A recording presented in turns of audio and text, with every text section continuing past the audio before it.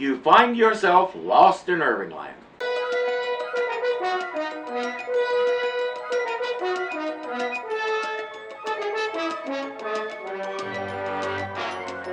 The Jupiter, too, is approaching another planet.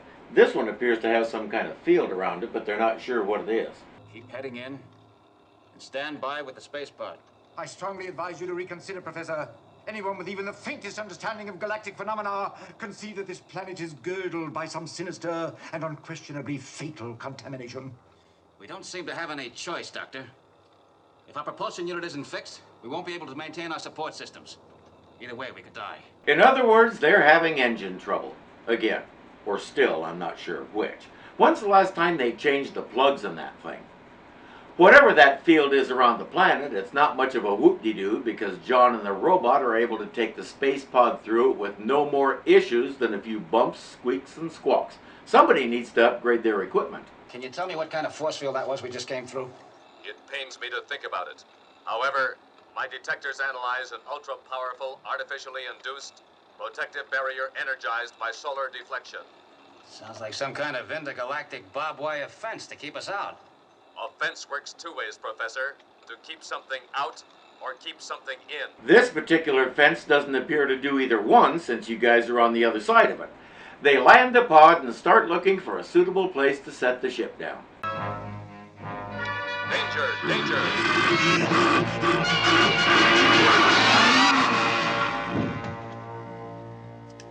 I suppose I should have listened to you. Danger! Danger! Who are you?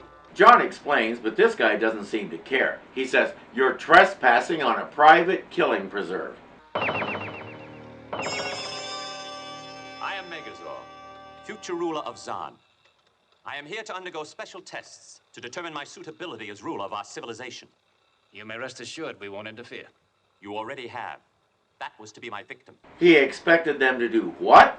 John already explained the situation, but this guy has a little bit of power and he's determined to show everybody how big it is. Warning! Warning!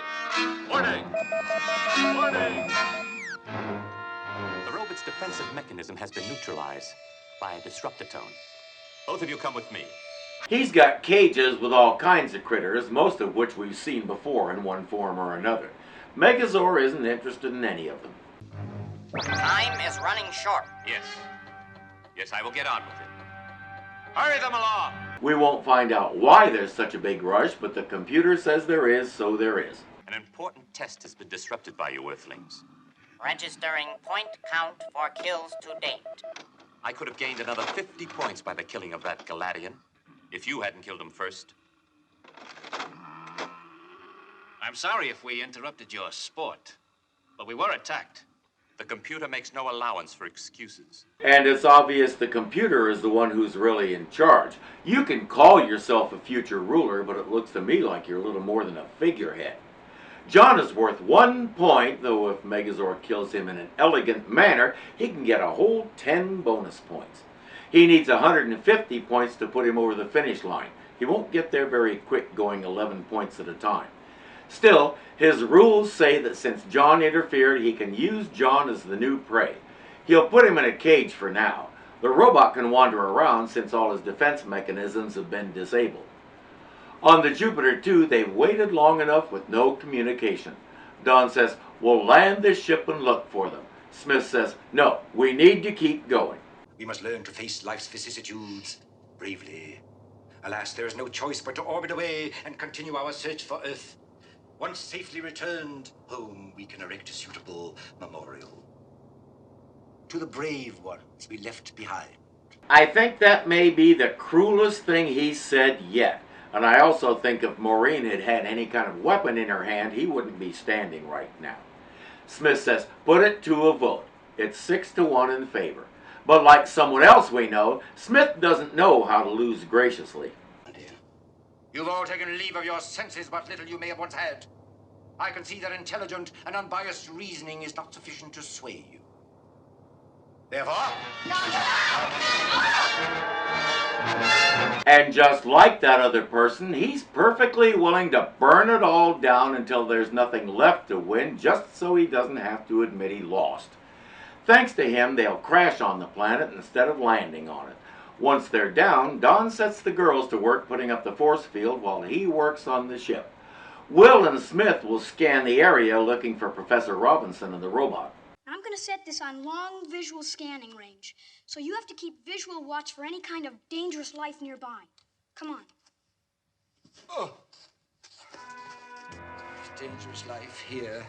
Another dismal and deserted planet. What could possibly survive on it? Well, there's a bunch of healthy-looking plants there. They've survived. The air is good enough that you've survived. In fact, this place is so rich in nutrients, even the rocks are alive. This radar scope's giving me trouble. It's like I keep picking up some kind of local movement. Allow me. One must have a very delicate touch with these instruments. You know, it takes years to acquire. Aha! Just as I thought. The cravastat is completely out of alignment. There's a blip right there. How do you know it's a real blip until you realign the cravastat? Smith says, come on, we're hot on the trail of our missing crew members. Absolutely lovely. Now, what have we here? Ah, very interesting. It appears to be a sort of gigantic eye monster, probably hundreds of miles away. Fascinating. Absolutely fascinating. Dr. Smith, look out! They can't escape it, but for some reason it's not attacking. I'm afraid we have only the one chance. I shall quell this frightful creature with my cold and unvarying stare. I have a feeling a Care Bear stare would be more effective. I don't think it's gonna work, Dr. Smith. Ah! It did work. I did it. I did it. I've got the power. You forgot to invoke Grayskull. That's why it took longer to work. Dr. Smith! Don't fiddle, William. Know all ye on this planet. Never fear. Smith is here.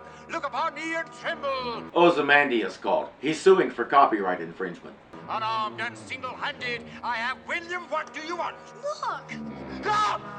Megazor has come up with John's punishment. He tosses a spear into the cage.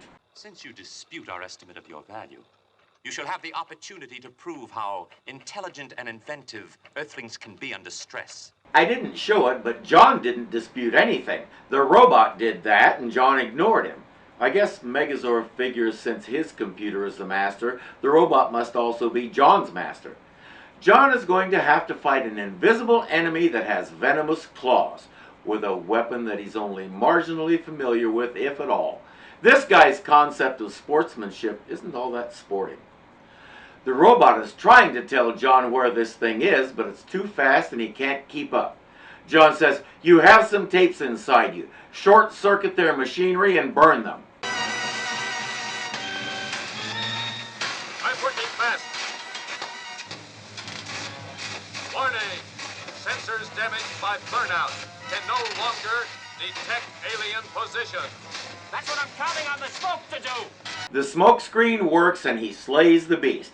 He'd better hope this guy only has one of those because the robot can't do that again. No idea that your species had such cunning. All right. Now, if you've had your fun, release us. What's this? More intruders?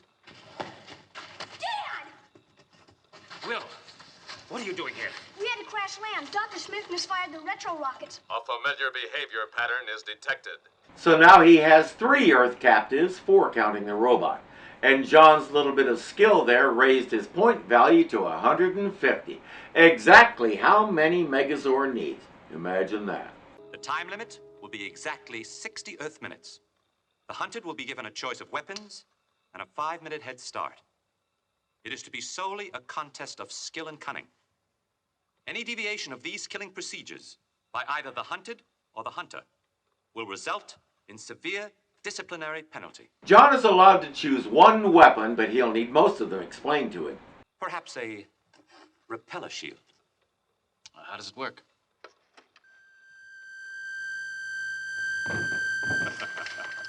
We have something similar on Earth. It's called BO. It's very nice for short range, but I have no intention of letting you get that close. A very wise attitude, Earthling. Here is an iron deflector. A very efficient force. If you don't mind pointing that in some other direction, I'd like a demonstration. As you wish. I get the feeling he's not used to someone like John that he can't intimidate. He seems to be enjoying it. Now here is a compact gas ejector. Very lethal, even for the Zann culture. You understand why I cannot demonstrate. Wuss. Say, what's this? That. Zann protective suit. It is impervious to radiation, heat, laser, and all other similar destructive forces. That's very interesting. You'd like to use this as your weapon? I'm not sure. It's hard to decide. I'm gonna need some more time. Megazord says you have 10 minutes. While you decide, I'll go get ready. That's what John was waiting for. Guard, explain this weapon to me.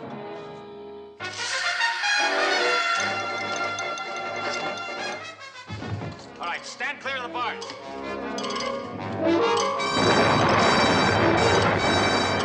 Once he frees the robot, they all take off toward the ship. Except Smith, of course.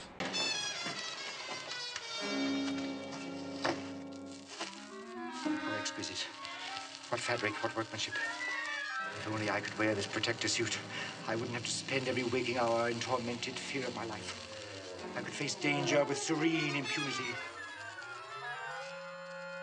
I'll take it. He just doesn't know where to take it because while he was talking to himself, everyone else went on ahead and he doesn't know which way they went. Now, Megazord said each one of those weapons may have a defect. Those rules didn't require him to say what those defects might be, but keep that in mind. Why didn't I put it on? But I was just admiring it! Dr. Smith, you are a terrible thief. A good thief takes the thing and goes away. He doesn't take the thing and then stand there and talk to the thing. What about this Megazord creature? Think we'll have any more trouble from him? We can count on it. Well, then that's all the more reason why we must keep the children here, close to the spaceship. That'll be your job, Robot. You've been repaired and you're completely operational again. You've put him in charge of watching the kids before, and Will has outsmarted him every time. You sure you want to do that? Speaking of Megazord, he's calling. He shows them that he has Smith. He knows the hunt is about to start. And since you are no longer available, I have no choice but to use him as my new victim. All right, I'll bite. How much to let us watch? No, we all know what John is thinking. He doesn't even have to say it out loud. Oh, no, you don't. You're not going back and give yourself up for that monster. Not for Smith or anyone. Oh, John, no. Please. He says, what choice do I have? You really think Smith has any chance against that guy? Your chances are also questionable, Professor.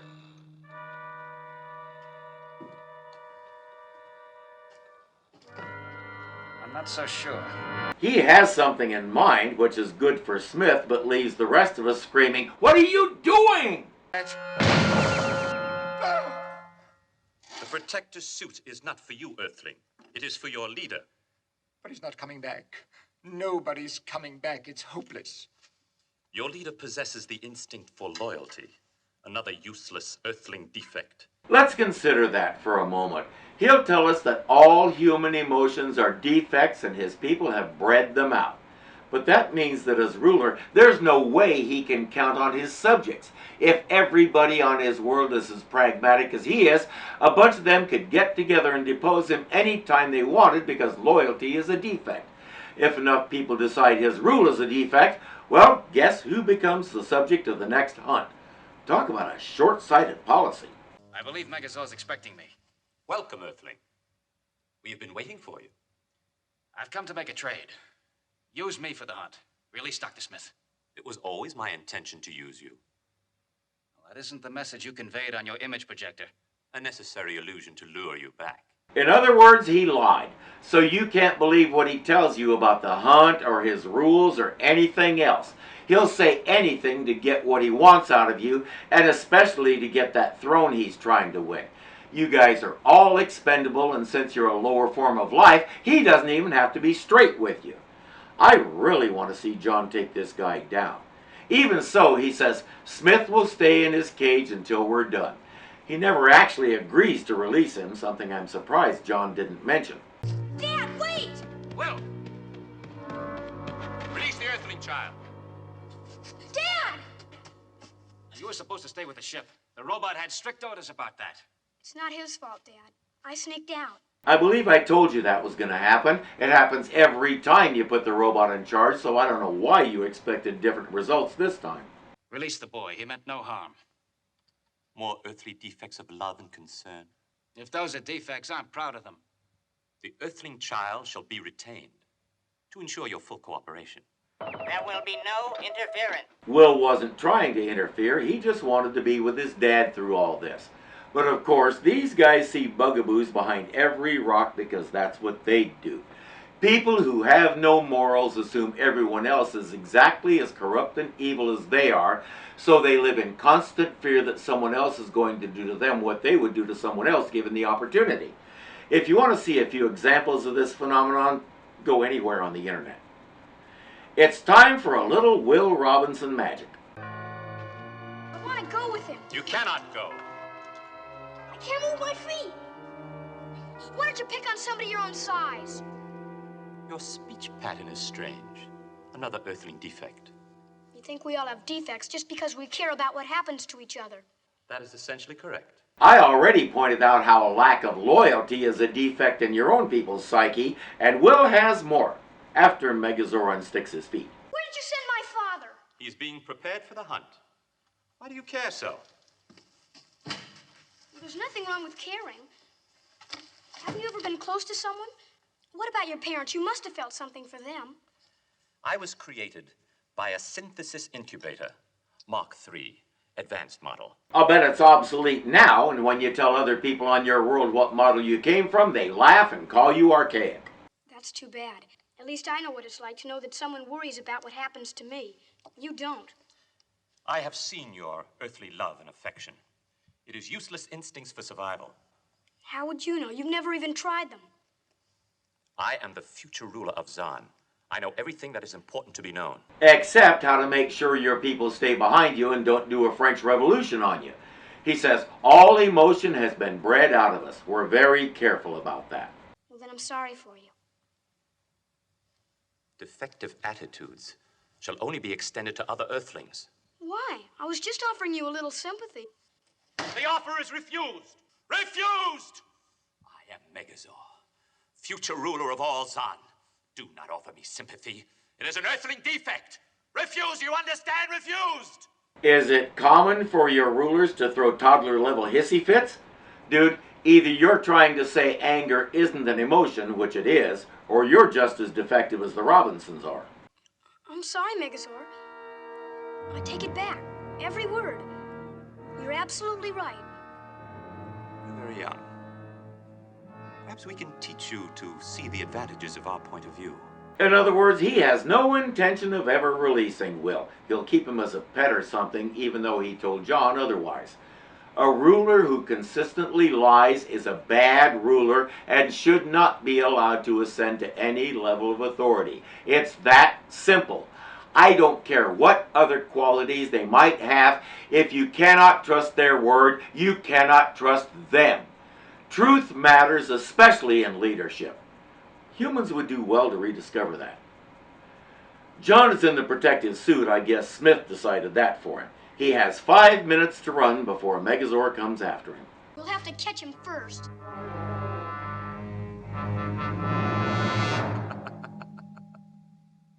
Watch closely, Earthlings. He's about to make his first mistake. And now we see what kind of ha-ha hunter Megazor is. He doesn't have the skills to track John. He has to cheat and use video monitoring to sort out where he is. When he said first mistake, he meant John headed for the space pod. Megazor has minefields around both the pod and the ship to keep him from getting to them. It reminds me of a bullfight where you have all kinds of ways to wear the bull down, cause blood loss and exhaustion, so that by the time the big brave matador steps out to prove his manliness, the bull can barely stand. This is not a hunt.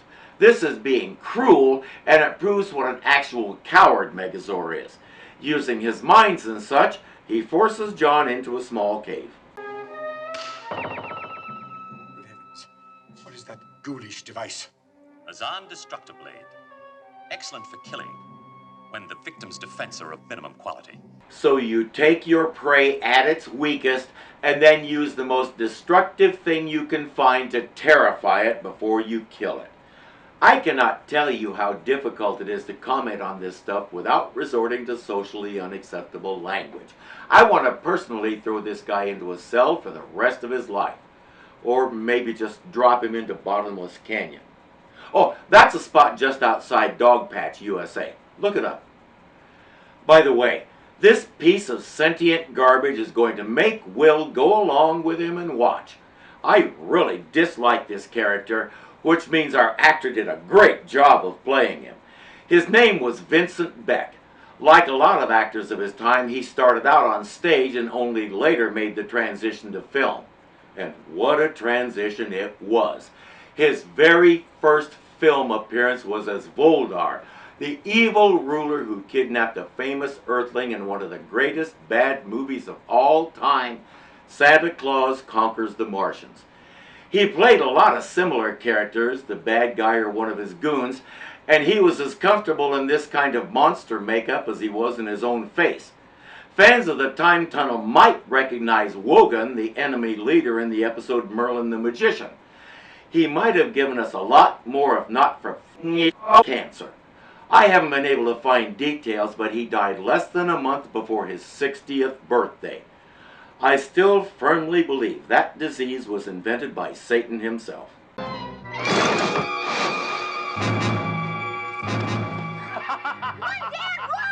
Now I know where the Wild Wild West movie got the idea. Too bad Megazord didn't know about the magnetic collars. Maybe John can grab one of those projectiles and use it himself.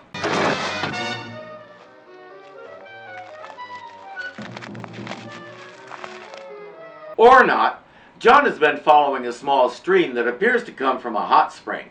He's found a waterfall and maybe he can hide behind it.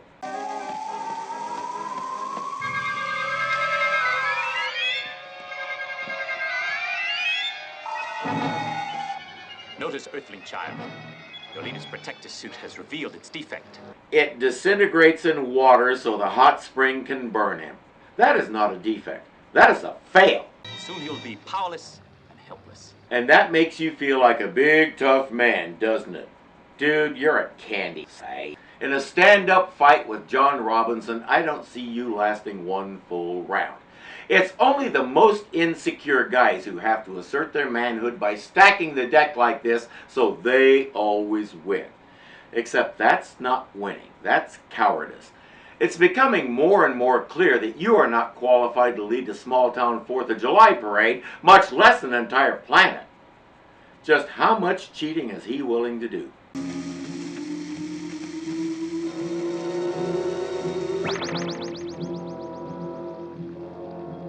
The rules don't allow Will to do anything, but apparently they allow him to do whatever he wants and rig the game as much as he has to in order to defeat this prey who, even the computer can see, is the superior being here.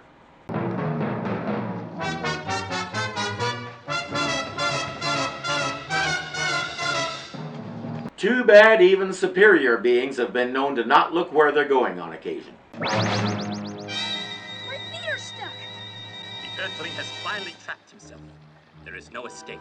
Don't be too sure. My dad's as smart as you, even smarter. Impossible, Earthling child. If it's so impossible, then how did he figure out how to beat your invisible monster and evade you for this long?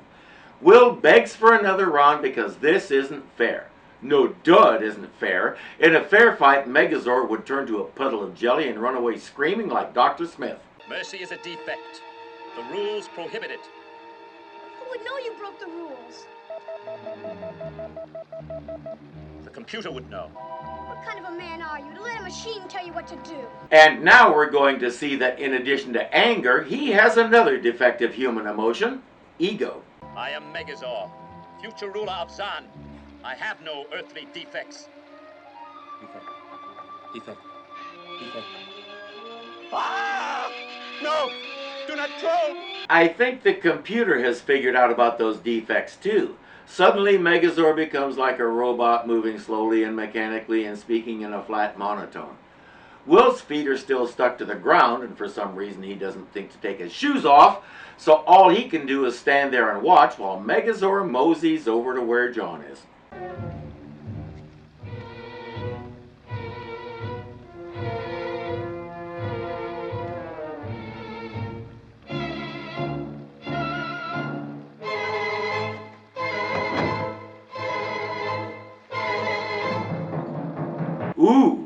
tough cowboy with his knife now that he thinks the other guy is incapacitated. Such a brave warrior. This guy is toxic masculinity walking. And as we saw, John really is smarter than he is.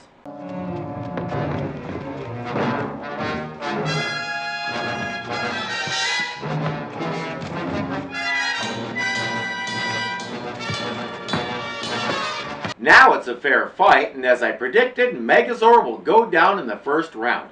Oh, he'll try to acquit himself well and stand his ground, but John is bigger, stronger, smarter, and has way better fighting skills. Without his lethal gadgets and his other cheating tricks, Megazord's toast.